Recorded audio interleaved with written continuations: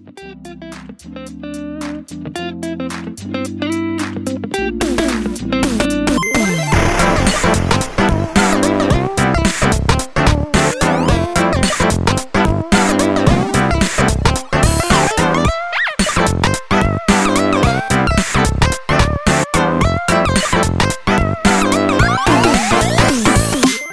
you recommend Yoast Premium or just the free version?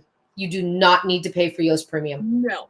Remember, that is only a checklist of things that they suggest you follow to get ranked on Google. You do not even need Yoast. You can just use a checklist on a piece of paper. Getting a green light does not mean anything. It is just guidelines that you follow to get ranked on Google search. So yeah. I have Yoast on, and here, let's talk about Yoast really quick, because this was my bone to pick with Yoast. Was I was always told, get Yoast, and if you get green lights, you're good to go. When I first started my blog, I wanted to rank for saving money. So in Yoast, I typed in that my keyword was saving money, and I got all green lights. I did everything that they recommended. I got all of the green lights, and I'm expecting to rank in Google for saving money because Yoast just said I got all of these green lights. And obviously that didn't happen because that search result has like 80 billion different results.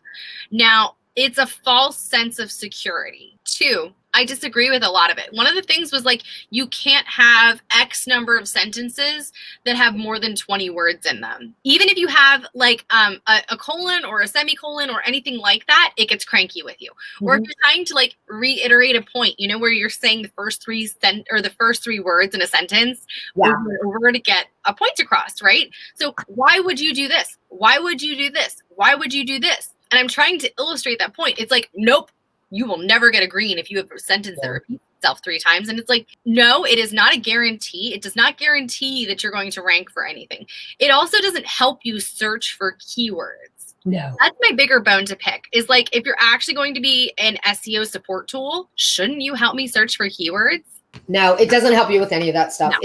It's just a checklist plugin. That is all it is. And that changes. Google changes their mind as to what they like and what they don't. So it's just a checklist plugin. If you cancel the Yoast Premium, it's not going to break anything because, like I said, it doesn't do anything other than give you a checklist. That's it. So it's not going to break anything. You're not going to have the same features. So that is something you can absolutely cancel. 100%. I have not met a single SEO expert that recommends Premium Yoast. I've never met anyone that recommends that.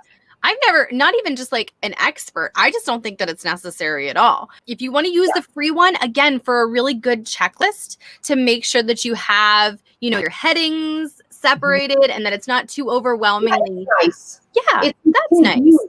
But that's all it is. It's a checklist of convenience. That's all it is. You don't have to pay for a checklist of convenience. No. With that being said, Neil Patel sent out an email this weekend. Now, y'all know how much I love Neil Patel, but he sent out an email this weekend saying that he only publishes brand new content once a week on his blog, and his team updates 20 old blog posts every week because Google likes updates better than new. And I thought that was very interesting. So I'm like, oh, I am only updating one blog post and writing one new blog post every single week. So I decided to write one new blog post in 2021. I'm going to write a new blog post twice a month only. And I'm going to update 10 blog posts every month. So that's the new goal going forward, is to do that. So I thought like that goal a lot better because, guys, it doesn't matter how long you've been blogging. You have content on your site that you can go back and update. If you don't feel like writing a blog post this week, cool beans. You've already got a ton of things that you can update and put new pins for, and you're going back and it's like, good gosh, did I really write this? And you're like, oh crap, I did. And that's really a good practice to get into because as you are inside of your business, as you are growing with your business, your voice is changing with time. Your message is changing with time. Your stance on certain topics is changing with time. And when you first started blogging, it's going to be in a totally different headspace than where you are now. And so there are going to be some posts that you're going to want to delete, but there are going to be some that you can save and salvage and be like, okay, I had a really good thought process here, but it was not honed in at all. Let's go in and fix that. Because, editing something is a whole heck of a lot easier than starting from square one. Yeah, and one of the easiest things that you can do if you want to update a post is just go to the comments, and whatever people ask for, you put the answer in your post. You add that content in. Jamie asked, you just hit update or republish? I almost always hit republish. What you do is, so let's say that you have a post from September, and inside of your sidebar on the right-hand side menu, you'll see like the date that it was published. You can change that to this morning at 6 a.m. versus back in September or whenever it was. And it will show up right at the top of your blog. It doesn't matter that it was originally posted in September. Nobody else will know that it was posted in September. All they'll see is that it was brand new today. If you have an RSS feed, people will not get notified that you have a new post, which is totally fine. It won't go out to Twitter or Facebook or Pinterest or whatever you have automatically set up for it to go out to if you just republish it. But it will still look like it's a brand new post. And I think that's a great way to reuse what we have again. Absolutely. Now with my content being seasonal, I don't just grab things randomly. So I am not going to update and republish content that has to do with planting your garden, because I'm going to wait and do that in March and April. So you have to make sure that it makes sense. But if you've written something a year ago today that makes sense still, that you can change from 2019 to 2020 or 2020 to 2021, then awesome. Go ahead and update it. Do not change the URL though. Let's be clear on this. Oh, do not change the URL. When you are updating a post, do not change the URL.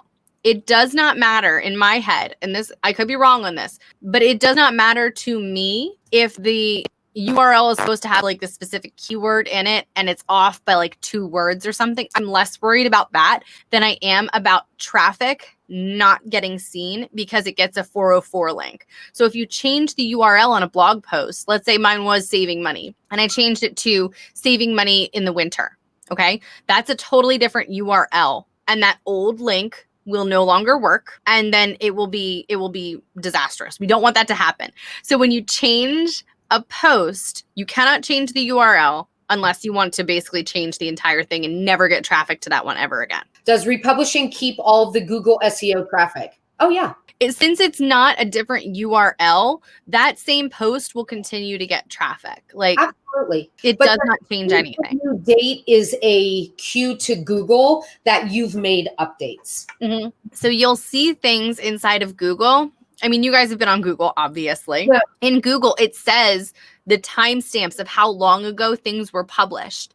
And they give preferential treatment, not just to the website's domain authority, but also to the date that it was published. Does that make sense? So like when I did my search for like the Instagram terms and conditions update, obviously the first thing that came up was Instagram. But then the next thing was something that was published 19 hours ago. The next thing that was published 3 days ago. It shows the things that were most updated most recently. Yeah, Sandra asked, when you reuse a blog post, do you simply copy and paste or what? We're not talking about reusing a blog post. We're talking about adding more relevant information to an already posted article on your blog. Yes. So you're not copying and pasting. You're adding in more relevant content to make the post even better than what it is now. Yep. This could be more images. This could be more text. Another section, a checklist, whatever it is. Yeah. So you could take it from 500 words to 5,000 words. Like, you don't do that. That's crazy sauce. So but you know what I mean? Like, we are not talking about taking that blog post, copying it, making a new blog post. We are talking strictly taking that blog post and adding to it. And that's another thing that's important to remember is, unless you want to take it into a whole different direction, if you have a blog post that is getting you any SEO traffic from Google, you do not want to delete anything off of it ever. That includes images, no matter how bad they are. If you have an image that is ranking on Google, you're stuck with that image forever. Yes. Do not delete it. And this is because we don't fully know why Google has decided to shine its golden light down upon some of our blog posts and not other ones. And so if you're ranking on page 1 for a post that you haven't touched in like years, and you're like, but why is this happening? I'm going to go in and edit this. You do not want to delete anything. You do not want to mess up anything that could be telling Google that your post is awesome. All you want to do is add things to it to continue the awesomeness. We don't want to delete anything. We are not copying and pasting and making a completely different post from it. We are taking a post that you have already done, adding things to it, editing it up to make it a little bit better, that you actually enjoy it and are keen to share it, and then publishing it to this morning or yesterday or whenever. Publish it in the past so that it doesn't have to go out in the future. And I just want to make a quick point, because yes, there are plugins for redirects. There's plugins for everything, you guys. However, plugins will really slow down your site.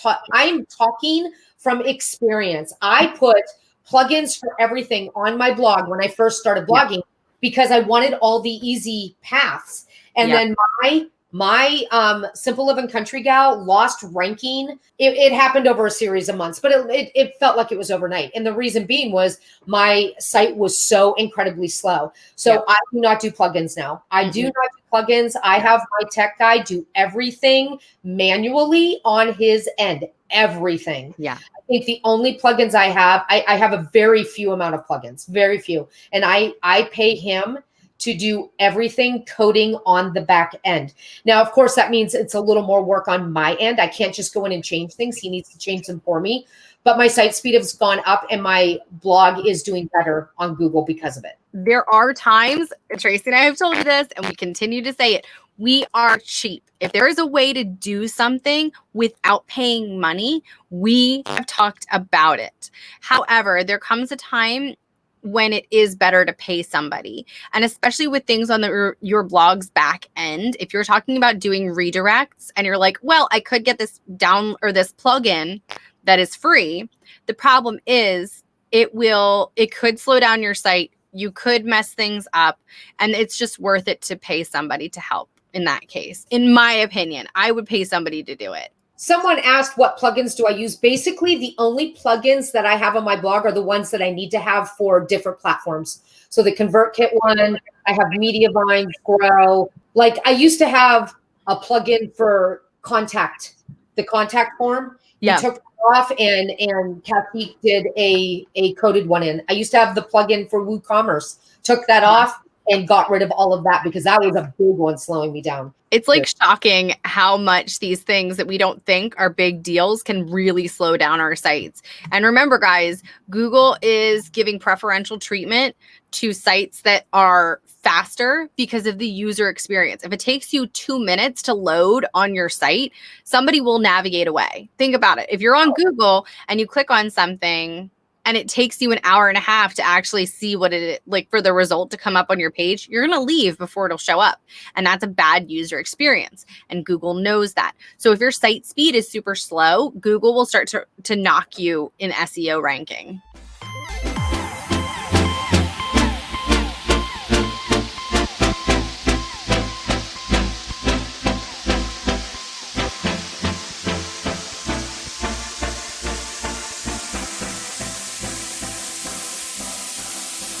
Yeah.